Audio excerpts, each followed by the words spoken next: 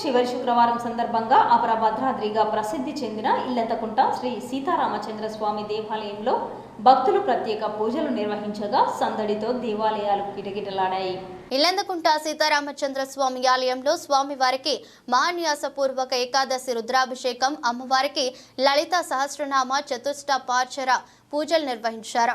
పునర్వసు నక్షత్రం సందర్భంగా శ్రీ సీతారామచంద్ర స్వామి వారికి పంచోపనిషత్ ద్వారా అభిషేకములు ఆలయ అర్చకులు శేషం రామాచార్యులు, శేషం వంశీధాచార్యులు నవీన్ శర్మ నిర్వహించారు. మహిళల చేత అమ్మవారికి కుంకుమ పూజలు, వివిధ కార్యక్రమాలకు చెందిన భక్తులు అధిక సంఖ్యలో తరలి రావడంతో దేవాలయ ప్రాంగణం భక్తులతో నిండిపోయింది.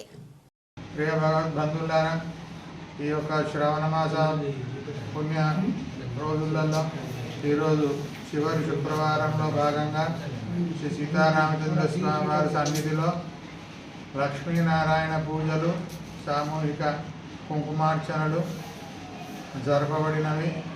ఈ యొక్క శ్రావణ మాసంలో చివరి శుక్రవారంలో కావున భక్తులు